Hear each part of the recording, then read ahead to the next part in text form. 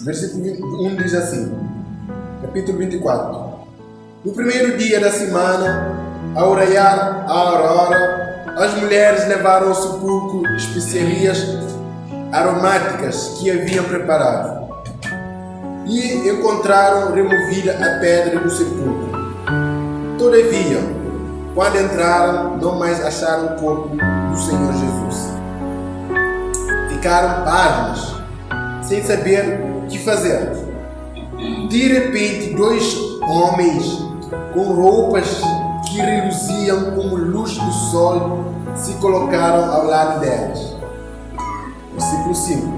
Atemorizadas, as mulheres inclinaram o rosto ao chão. Nesse momento, os homens lhes questionaram: por que procurais entre os mortos aquele que vive? Ele não está aqui, ressuscitou. Lembrai-vos de como vos preveniu enquanto ainda estava convosco na Galiléia, que é impreterível que o Filho do Homem seja entregue nas mãos dos pecadores e seja crucificado e ressuscite no terceiro dia. Versículo 8. Então se lembraram das palavras de Jesus e, ao voltaram do sepulcro, elas compartilharam tudo o que lhes aconteceu aos 11 e a todos os outros. Versículo 10. As mulheres relataram todos esses fatos. As mulheres relataram todos esses fatos aos apóstolos. Foram Maria Madalena, Joana e Maria, mãe de Tiago, bem como as demais que estavam com elas. Versículo 11. Entretanto, eles não acreditaram nelas. As palavras daquelas mulheres lhe pareciam um delírio. Versículo 12. Contudo, Pedro levantou e saiu correndo até o sepulcro. Ao chegar abaixo, viu as faixas do linho e mais nada. Então afastou-se e voltou, perplexo com o que aconteceu. Glória a Deus. Nós vamos fazer mais uma oração aqui, mais uma vez. Glória a Deus. Senhor Jesus, maravilhoso Deus, Pai Santo, Senhor, nesse momento nós empenhamos, Senhor, em pedir perdão dos nossos pecados, nossas falhas, debilidades, inclinações, peculiaridades, penitências, Senhor. Senhor Pai, Deus Todo-Poderoso, visite esse lugar agora, Senhor. Nos purifique, branqueie as nossas vestes, Senhor, de modo que nós possamos enxergar a Tua santidade nesse lugar. Nos santifique, Senhor, porque sem a qual ninguém te verá, meu Deus. Meu Deus, santo, glorioso, amado, eterno, infinito. Despeje da Sua graça aqui, Pai, gloriosa e abundante, meu Deus. De modo que o Seu reino avance, Senhor, de modo que a Sua glória seja vista nesse lugar, Pai. Pai, hoje é dia de Páscoa. Nós queremos falar sobre uma mensagem, Senhor, um factorial, Senhor, que aconteceu há 2000 anos atrás. Senhor, ressuscite a Sua ressurreição, Pai. Senhor, nós te pedimos, ressuscite essas verdades nos nossos corações, que parece que muitas vezes caímos no campo da incredulidade, Pai. Mas, Pai Santo, ressuscite essas verdades nos nossos corações, para que nós possamos ser avivados pela Sua palavra. Em nome de Jesus, nós te agradecemos. Amém. E graças a Deus. Amém? Irmãos, eu tenho uma mensagem aqui que fala sobre a Páscoa do Senhor. Hoje é o dia da Páscoa, onde as pessoas têm comemorado, têm celebrado esse dia, né? Hoje é o dia que o mundo para comemorar a Páscoa. Amém? O cristianismo, as igrejas estão comemorando esse dia. Amém? A Páscoa.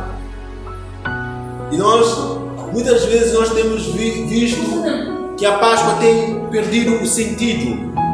A Páscoa tem perdido o sentido. Porque a Páscoa de hoje é uma Páscoa no quesito de economia, tem mais a ver com a economia, ovos, amém? A Páscoa tem perdido o sentido no mundo, ali afora, só para você ter uma ideia. Nos tempos, quando eu era pequeno, todo dia, sexta-feira, eles davam um filme de Jesus, mas agora só passa o filme de ovo de Páscoa, coelho, amém? Então isso tem perdido o sentido, conforme o decorrer dos tempos. Mas nós estamos aqui hoje para ressuscitar essa verdade, o verdadeiro sentido da Páscoa. A Páscoa tem sido uma comemoração antropocêntrica. Quer dizer isso? Antro vem da palavra grega que vem de homem, cêntrica, centro. O homem está no centro. A Páscoa tem sido uma festa comercial, onde chocolates são vendidos, formas de ovos são vendidos. Há um crescimento estrondoso em termos comercial. Então, mas isso não é o verdadeiro sentido da Páscoa. O verdadeiro sentido da Páscoa é como nos propõe Lucas capítulo 24. Ele ressuscitou. O verdadeiro sentido da Páscoa é isso.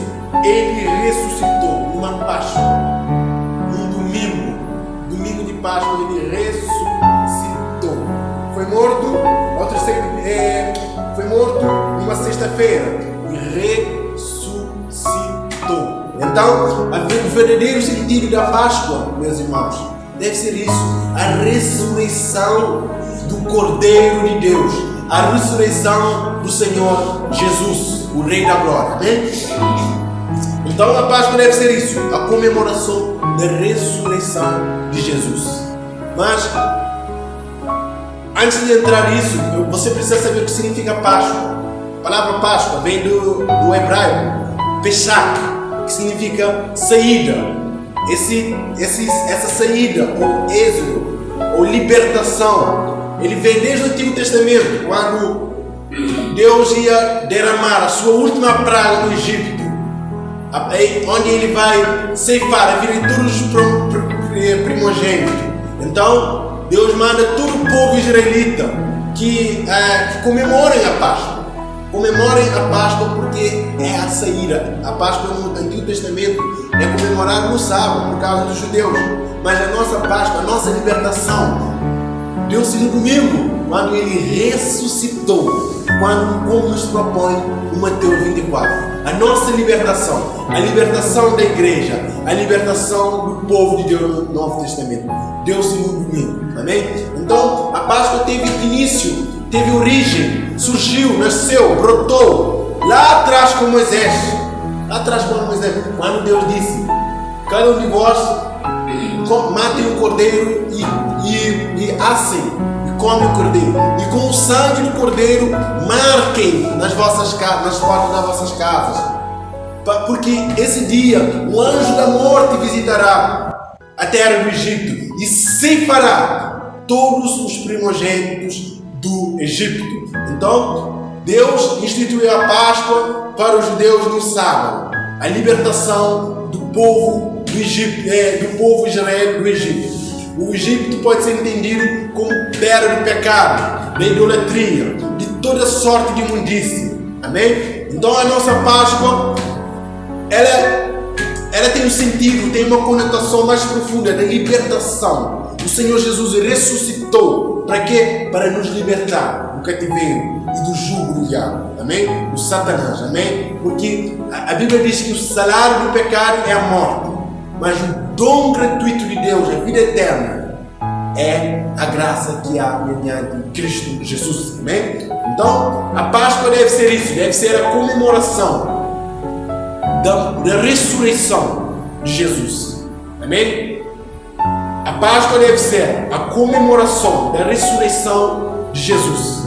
Não tem a ver nada com coelhos, nada com ovos, nada com essa paranafária toda, nada com esse negócio comercial que há uma explosão. Não. A Páscoa deve ser a ressurreição do nosso Senhor Jesus.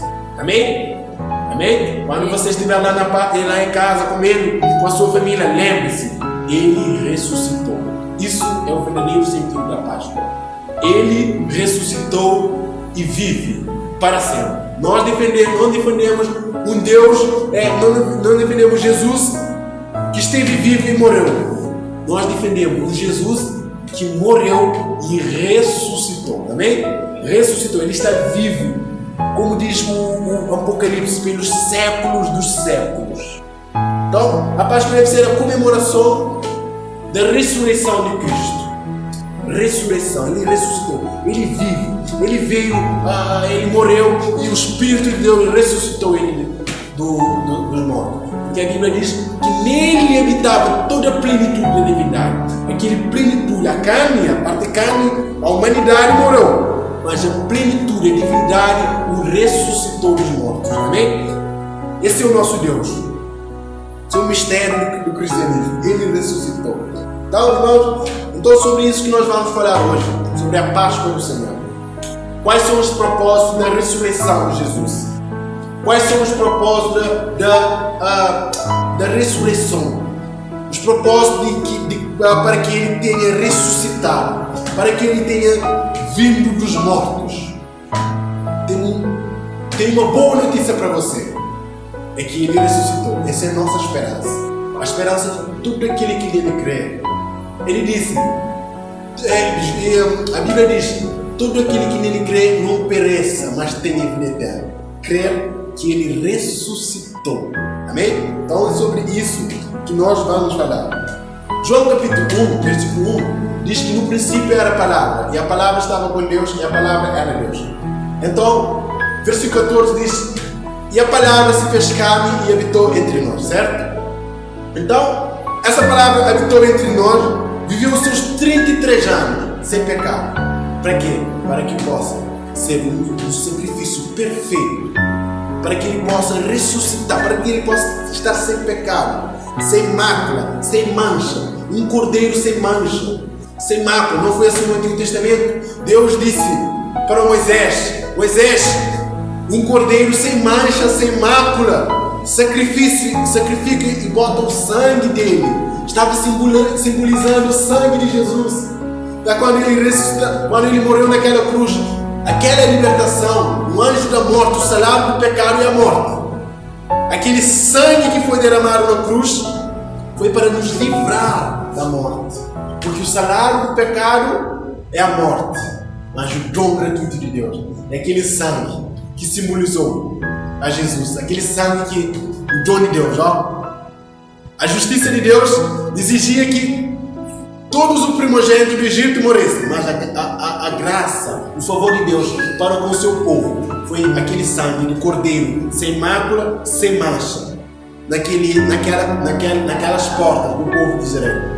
Amém? Agora, no Novo Testamento, isso era uma sombra que apontava para Jesus. Era uma sombra. Todo o Antigo Testamento, meu irmão, fala de Jesus.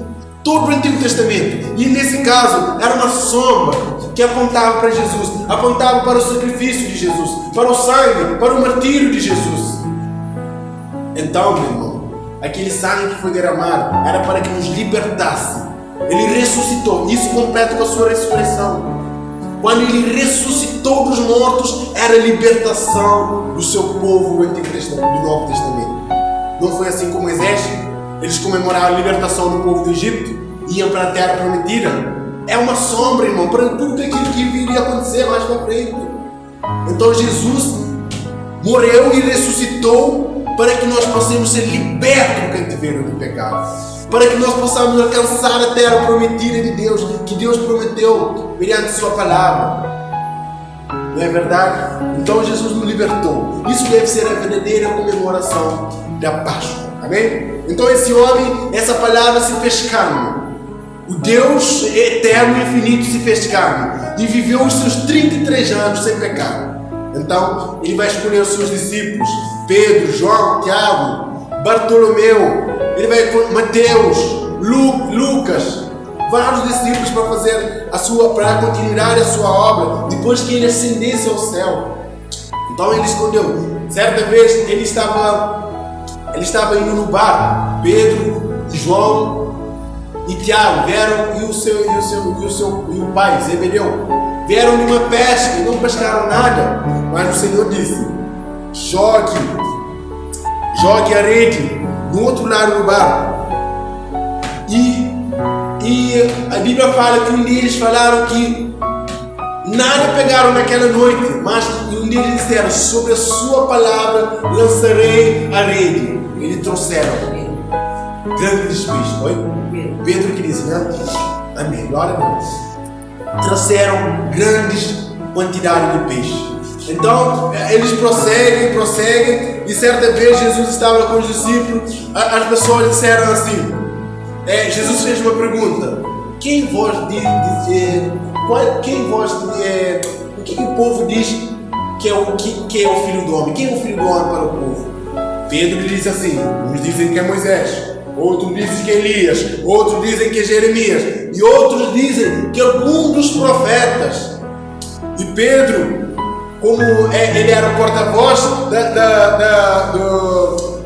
dos discípulos, Jesus fez uma pergunta: quem vós dizeis que é o Filho do Homem?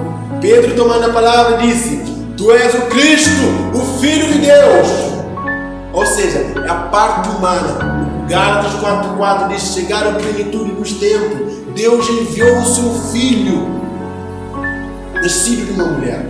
Então o Filho de Deus é aquela parte humana que nasceu de uma mulher. Então o Filho de Deus, aquela parte humana, era o Cordeiro que iria ser sacrificado. Porque João Batista diz: eis o Cordeiro de Deus que tira o pecado do mundo. É o Cordeiro que simbolizava, lá no Antigo Testamento, lá na época de Moisés, o sangue daquele Cordeiro que estava na porta dos israelitas. Agora é o sangue que vai libertar a sua igreja, o seu povo. Posso ouvir um amém aqui? Amém. Glória a Deus. Então, ele foi o Cordeiro de Deus. Ele diz assim: Pedro, em verdade eu te digo, que não foi carne, nem foi sangue que te revelou isso, mas o Pai que está no céu. Amém? Então, diz a Bíblia, eles começam a prosseguir. Chegou ao terceiro ano do seu ministério, quando ele vai completar 33 anos. Ele vai completar 33 anos e chegou a hora do seu sacrifício, do seu martírio. Ele chegou a hora de ele enfrentar a cruz. Diz a Bíblia que ele chega em Jerusalém ele chega em Jerusalém na quinta-feira. Ele chora. Ele olha Jerusalém e diz: Jerusalém, Jerusalém, que matas profetas e todos aqueles que é te enviado. Como eu quis ajuntar vocês debaixo das minhas asas, como uma galinha junta os seus pintinhos. A Bíblia diz que ele vê Jerusalém e chora. Enquanto ele chora, acontece uma coisa: o povo começa a cantar. Imagina, Jesus chorando e o povo cantando: Hosana, Hosana ao Rei que vem em nome do Senhor. Hosana ao Rei. E ele chora. Por que Jesus chora? Ele chora porque Jerusalém rejeitou o tempo da sua visitação. Porque ele viu profeticamente Jerusalém sendo invadido pelo exército romano e sendo fustigado. Porque quando o povo, ele está diante do povo, Pilatos diz que não acha culpa diante dele, o povo diz: crucifica. Pilatos lava sua mão e diz assim: minhas mãos estão livres do sangue desse inocente. Os judeus diziam o quê? Que o sangue dele caia sobre as nossas cabeças e as cabeças dos nossos filhos. Então ele vê profeticamente tudo isso. Jerusalém sendo fustigado pelo exército romano 70 anos depois de Cristo, até 1948. 14 de maio de 1948. E os judeus ficaram dispersados até essa data, irmão. Então ele vê. Ele chora porque Jerusalém não aproveitou o tempo da visitação. O Messias estava vindo e Jerusalém estava rejeitando o Messias por causa da dureza dos seus corações. Amém? Diz a Bíblia que quando ele entra na cidade, ele não mais dedicou o tempo ao povo, não curou, não fez milagre, não fez nada. Agora ele vai dedicar ao ministério dos discípulos. Diz a Bíblia naquele dia. Sexta-feira, ele manda os discípulos que ele quer comer a Páscoa com eles. A Santa Ceia. A Santa Ceia. Glória a Deus. Que coisa gloriosa, irmão. Ele manda os discípulos. Ele estava lá mandando os discípulos para fazer uma Santa Ceia. E os discípulos sentam à sua volta. A Bíblia diz que enquanto Jesus meditava sobre a cruz que ele tinha que enfrentar, os discípulos estavam em guerra. E aí, quem vai sentar na direita dele no reino? Porque os discípulos tinham uma ideia equivocada.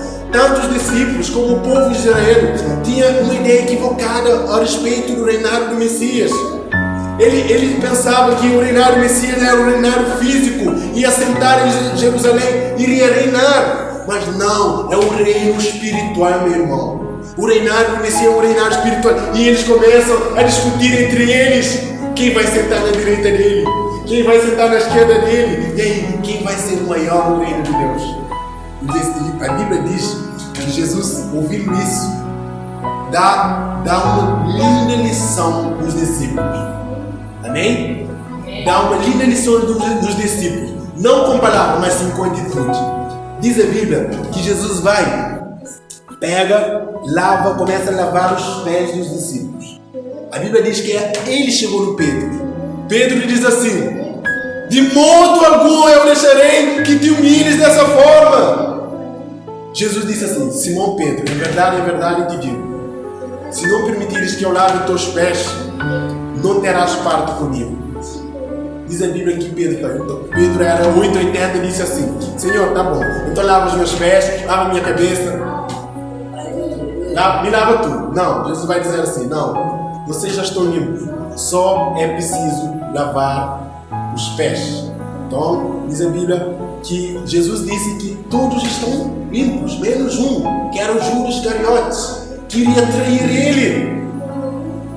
O Judas Iscariotes iria trair ele. Então ele disse, meu irmão, ele disse a João, Pedro faz sinal ao João para falar quem é que iria trair. Jesus disse ao João, ao discípulo amado, que é aquele que comer desse pedaço do pão. E Judas comeu e saiu. Diz a Bíblia que Satanás, naquele momento, entrou nele, se apoderou nele.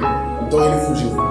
A Bíblia diz que chegou ao momento do Getsemane, do sofrimento, do jardim de prensa, de dor, onde ele chorou sangue e lágrimas. Chorou por quê? Porque teria que enfrentar a morte, teria que enfrentar os seus maiores desafios, enquanto ele teve ministério na forma humana. O seu maior desafio. Ele vai lá e começa, ele chama Pedro, Tiago e João para orar com ele. Ele vai e afasta dos discípulos. Ele vai, ora, e ele volta para os discípulos. O que os discípulos estão fazendo? Estão dormindo. E ele levanta: Pedro, vocês não podem vigiar 1 hora pelo menos. O espírito está pronto, mas a carne é fraca. Ele volta de novo e ora. Agora ele ora, sangue e suor juntaram, que teve que vir um anjo do céu para consolá-lo. Mas consolá-lo, meu irmão, no sentido de fazê-lo enfrentar a cruz. De enfrentar a cruz, não é mesmo? Então, é de enfrentar a cruz. Então, naquele tempo, diz a Bíblia que ele começou a chorar. Sangue, lágrimas. Por quê? Naquele momento, sabe o que ia cair na sua cabeça? A santa ira de Deus. Quer que a Bíblia veja você, quer que a Bíblia veja você, quer que a Bíblia mim, iria cair na sua cabeça. Naquele momento ele chorou, uma amargura, chorou sangue e suor, meu irmão. Chorou naquele momento. Porque a santa ira de Deus iria cair na sua cabeça. Então, diz a Bíblia que ele foi lá e disse ao Pedro, entendendo tudo o que estava passando, Pedro entendendo que o Senhor teria que ser sacrificado naquela cruz. Pedro foi lá: Senhor, você pensa que eu não estou entendendo, não é mesmo? Você não pensa que eu estou entendendo o que está acontecendo aqui? Você acha que eu não estou entendendo o que está acontecendo aqui? Estou entendendo o que está acontecendo aqui. eu sei que você vai ser crucificado. Eu sei que os judeus estão tramando um plano para crucificar você. Eu sei que está acontecendo, eu estou vendo o contexto. Acho que eu estou vendo, Senhor. Eu estou vendo. Mas uma coisa, Senhor. Eu acho que os meus colegas aqui não vão aguentar, não. Os pequeninos, os fracotes aí, não vão aguentar, não. Senhor, olha no Pedro.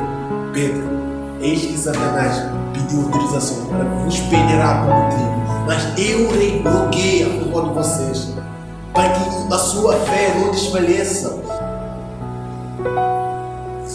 Diz a Bíblia que Pedro falou assim: Senhor, eu irei contigo até a morte. A Bíblia diz que Jesus olhou nos olhos de Pedro. Simão Pedro, é verdade, te digo.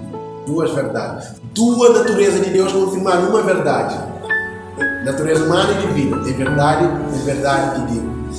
Que hoje, antes de jogar no campo 3 vezes, você me negará. Diz a Bíblia que naquele momento Pedro não falou mais nada. E chegaram os algozes, os crucificadores, sacerdotes e romanos. Chegaram para prender ele. Diz a Bíblia que a partir desse momento ele vai carregar a cruz. Ele vai cair, ele vai levantar, ele vai sofrer, ele vai sentir amargura, ele vai experimentar uma situação mais coática. Diz a Bíblia que ele chora, que mulheres de Jerusalém veem ele naquele momento chorando, passando por toda sorte de agonia. Aquelas mulheres choram de pavor. A Bíblia diz que ele fita os olhos daquelas mulheres. Ele diz assim: filhas de Jerusalém, não pranteis por mim, antes pranteis por vós mesmos. Vocês que rejeitaram o Messias, prantei por vossos filhos. Que coisa gloriosa. A Bíblia diz que ele começou a carregar a sua cruz. Ele caiu, até que um homem chamado Simão, o Cirene, teve que ajudá-lo a carregar a sua cruz. E chegou a hora da sua crucificação. Então, ele foi crucificado entre os criminosos, porque está escrito no Antigo Testamento, no livro de Isaías, que ele iria ser crucificado, contado entre os criminosos. Amém? Então, diz a Bíblia que naquele momento os dois ladrões da cruz começaram a proferir ofensas contra ele. Se tu és o Filho de Deus, livra-te a ti mesmo e a nós. Mas também diz a Bíblia que um dos ladrões da cruz, que estava à sua esquerda, reconheceu que aquele homem é o Filho de Deus, que aquele homem é o Deus encarnado, que aquele homem não tinha culpa de estar ali. A Bíblia diz que ele reconheceu e disse: Senhor, lembra-te de mim quando entrar no teu reino. E Jesus diz assim: é verdade, te digo, que hoje mesmo estarás comigo no paraíso. Enquanto o outro ladrão na cruz continuava a proferir blasfêmia, continuava a falar coisas arrogantes contra ele. Mas diz a Bíblia também que ele começou a falar algumas coisas na cruz, como: Pai, por que me abandonaste? É isso que eu quero chegar aqui também hoje. Pai, por que me abandonaste? Por que ele disse isso? Pai, por que me abandonaste? Irmão, presta atenção. Quando ele disse: Pai, por que me abandonaste? A Bíblia diz que ele tomou todas as nossas dores. Isaías 53, toda a nossa dor, toda a nossa trauma, todo o nosso pecado, e ajuntou para ele naquela cruz, morrendo como um maldito naquela cruz, porque está escrito: maldito todo aquele que for pendurado no madeiro. Quando ele disse: Pai, por que me abandonaste? Era nós que estávamos lá. Era nós que estávamos no corpo dele, sendo crucificado. Era você, era eu, era você, era todos nós. Estávamos em por que me abandonaste? Era a santa ira de Deus que precisa ser liquidado nele. A Bíblia diz que ele falece. Quando ele vai falecer, ele diz uma coisa: está consumado. Está consumado, palavra grega tetelestai, está acabado, está terminado. Ou seja, toda dor, todo sofrimento, toda agonia que ele estava passando, toda a obra da salvação, da redenção, toda a obra, todo aquele caminho da cruz que ele estava passando, ele disse uma coisa: está consumado. Tetelestai. O que significa tetelestai? Tetelestai é quando alguma pessoa tinha a dívida com outra pessoa. Quando ele ia pagar a última parcela da dívida, ele dizia assim: tetelestai. Por exemplo, eu vou explicar. Eu tenho uma dívida com o Nilo. Eu vou pagar em parcela com o Nilo. Pagar parcela 2, parcela 3, parcela 4, até parcela 10. Quando a última parcela, eu vou dizer ao Nilo assim: tetelestai. Foi o que Jesus disse na cruz. Tetelestai, está pago. Acabou a nossa dívida. Jesus disse essa palavra em grego: tetelestai, está pago. Acabado. Diz a Bíblia que ao terceiro dia, como nós lemos aqui, ele ressuscita. Ele ressuscita dos mortos. A Bíblia diz que no primeiro dia da semana, ele morreu numa sexta-feira, no sábado era Páscoa para os judeus, e no domingo ele ressuscitou e as mulheres foram lá no túmulo. A Bíblia diz que as mulheres vejam anjo, olha anjo com roupas resplandecentes, e os anjos fazem essa pergunta para elas: por que vocês procuram entre os mortos aquele que vive? Ele não está aqui não, ele ressuscitou. E dizer a Pedro, aos discípulos, que ele irá adiante de vós para Galileia. Meu irmão, olha só, meu irmão, olha só a mensagem da Páscoa: por que vós procurais entre os mortos aquele que vive? Olha só a mensagem. Ele não está aqui, ele ressuscitou. Essa deve ser a mensagem da Páscoa, meu irmão. Ele ressuscitou, meu irmão. Jesus disse: ide a todas as nações, pregai o Evangelho a toda criatura. Quem crer e for batizado será salvo, e quem não crer será condenado. Crer em quê? É isso aqui. Ele não está aqui, ressuscitou. Ele ressuscitou. Agora, para que ele ressuscitou? Para que ele vai ressuscitar? Mas antes de ele ressuscitar, a Bíblia vai dizer mais ou menos o que aconteceu na sua morte. O que aconteceu? É o que diz na 1 Coríntios 15, 53. Vamos abrir 1 Coríntios 15, 53. Vamos abrir 1 Coríntios 15, 53. Glória a Deus. Aleluia. Está? Deixa eu só achar aqui. 1 Coríntios 15, 53. Romanos e 1 Coríntios. Já achou, não?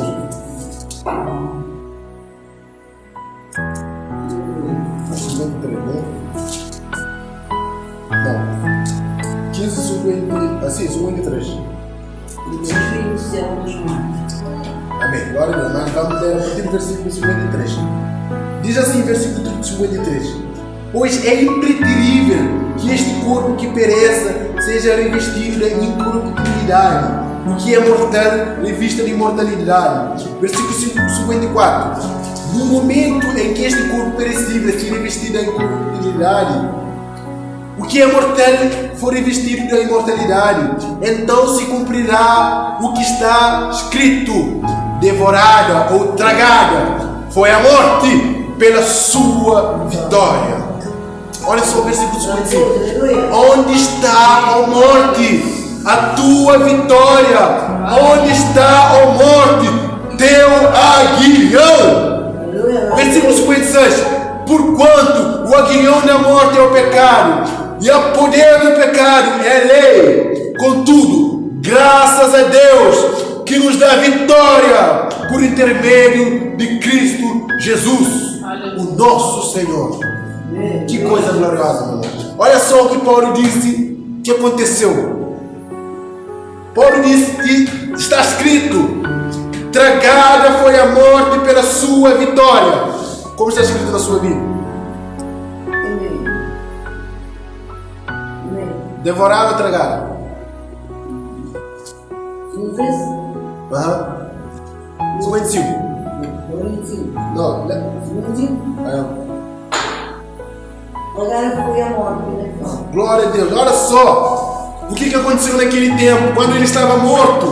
O que aconteceu? Paulo diz, tragada. Tragada, essa palavra tragada você pode ser entendido devorada, derrotada, exterminada. Ó, tragada foi a morte pela sua vitória. Ou seja, quando ele ressuscitou, ele tragou a morte. Imagina, irmão, já falei isso aqui, mas eu não canso de falar.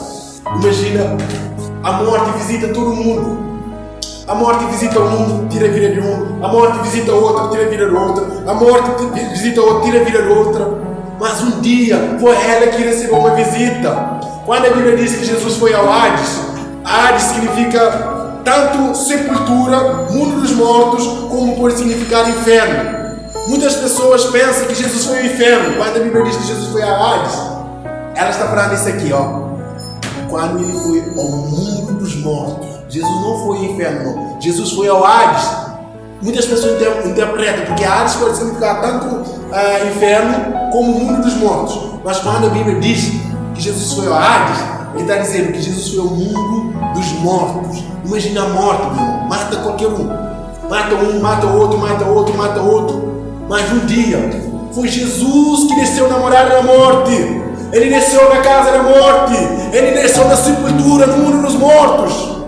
Ele olhou, e a Bíblia diz, meu irmão, que a morte diz assim, solta as ânsias da morte. A morte não conseguiu segurá-lo, teve que vomitá-lo para fora. Por quê? Porque ele é o Senhor da vida. Ele é o dono da vida, ele é o rei da vida. Ao terceiro dia, ele estava cheio de correntes da morte, grilhões da morte. Mas ao terceiro dia, ele arrebenta com os grilhões da morte e ressuscita. Isso é o verdadeiro sentido da Páscoa. Paulo diz, tragada foi a morte pela sua vitória, meu irmão. Que coisa gloriosa.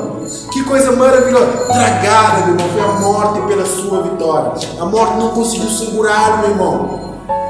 A morte visita todo mundo, mas um dia foi ele que visitou a morte na sua morada e ele olhou no olho da morte e matou a morte por asfixia, meu irmão. Olha só que coisa interessante, meu irmão. E agora você pode fazer chocota da morte, como está no versículo 25. Onde está a morte? A tua vitória. Onde está a morte? E o teu aguilhão? Meu irmão, o aguilhão da morte é o pecado. Porque o salário do pecado é a morte. Vocês estão conseguindo entender isso? O salário do pecado é a morte. Olha só. Mas o dom gratuito de Deus é a vida eterna que há em Cristo Jesus. Quando? Quando Ele ressuscitou. Porquanto, olha aqui no versículo 57. Contudo, graças a Deus que nos dá vitória por meio de Cristo Jesus. Olha só o sentido da Páscoa. O que é Páscoa? É libertação. É a saída do povo sob o jugo do pecado. Então, versículo 57 diz, graças a Deus que nos dá vitória por meio de Cristo Jesus. Irmão, ele venceu a morte. Olha só o propósito, meu irmão, de ele ter vencido a morte. Olha só o propósito. O propósito de ele ter vencido a morte é para que tirar a vitória, meu irmão. Para que você não possa ser liberto do cativeiro do pecado. Para que você possa ser liberto do jugo do Satanás, do inimigo. Amém? Então ele ressuscitou. O verdadeiro sentido da Páscoa é a ressurreição de Jesus. Não tem nada a ver com ovos, não tem nada a ver com formas de Páscoa, não tem nada a ver com coelhos. É a ressurreição de Jesus. Tragada foi a morte pela sua vitória. Você pode fazer chocota, troça, com tom de troça, com requintes de troça. Ó morte, aonde está a morte? A tua vitória. Tragada foi a morte pela sua vitória. Então ele ressuscitou, vitorioso sobre a morte. A Bíblia diz que o último inimigo que ele irá vencer, que ele venceu, foi a morte.